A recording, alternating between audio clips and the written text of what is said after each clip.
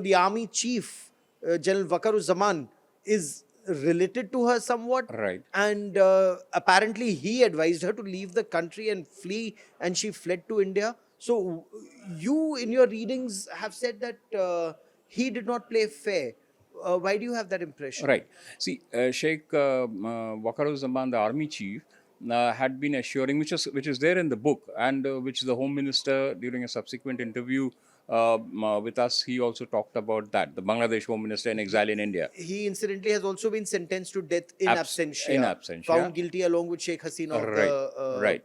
Asadud Zaman Kamal. Zaman Kamal. Yeah. So he also, he told us, and that is something that we knew also, that Wakaruz Zaman assured Sheikh Hasina that the army is going to take control of the situation, and is going to nothing is going to happen to her or the government. They will disperse the protesters. On the critical night of August 4th, the army was supposed to be out on the streets.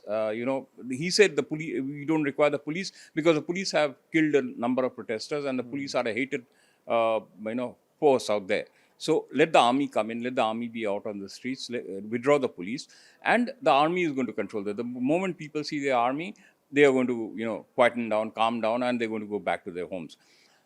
At a critical juncture, on the night of August 4th and the early morning of August 5th, the army played a silent bystander, looked the other way as lakhs and lakhs of people, or tens of thousands of people from even the neighboring areas, other parts of the country, they streamed into Dhaka, and they, then they started overrunning, government offices and all that. Ultimately, Gaurav Sawant, which is the residence of Sheikh Hasina. So he led Hasina up the garden path, assuring her that the army is in control, nothing is going to happen to her. And at the last moment, he was the one also who kept on telling her, please leave the country, otherwise your life is in danger. Yeah, and that's how somehow she managed to get into that C-130 Hercules aircraft. Right. And once it was airborne, I'm told that's the time they reached out to India, saying, give us permission to come into your country. That's what I have been told. Is that true? No. India had actually already told them that, told Bangladesh that, you come in. In fact, very interesting, which is there again in the book, blow by blow account of what happened in the last few hours at Gaurav Sawant. Hasina had refused consistently to leave the country. She said, I'll die here. If they want to kill me, so be it, I'll die out here. Sadly, they'd killed her family, more than in 75. Yes, in 1975. Absolutely. So she and people were very concerned. Her sister was there, Sheikh Rehana, and even her sister couldn't convince her. They made Joy, her son, call up from the US to ask his mom, prevail upon her to leave. She was still resisting, holding out.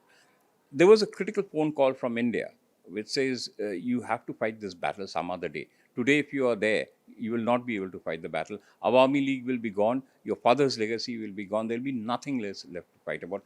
Your country, which you love so much, is going to be overtaken by forces which were pro-Pakistani forces, which your dad fought against. So all that will be gone. So you have to leave. And that made her, leave. Ultimately, I mean, she left at the 11th hour. Yeah, virtually when the when they were at the gates. Islamists were at the gates. Yep, yeah, absolutely. And then when she was airborne from on the Hercules, that was the time they ultimately got into Gaurav Sawant and they went berserk, and they ransacked the whole place. Yeah, I mean that picture of that radical Islamist holding her personal belongings. Yes, I mean it was shameful. That was shameful. Yeah.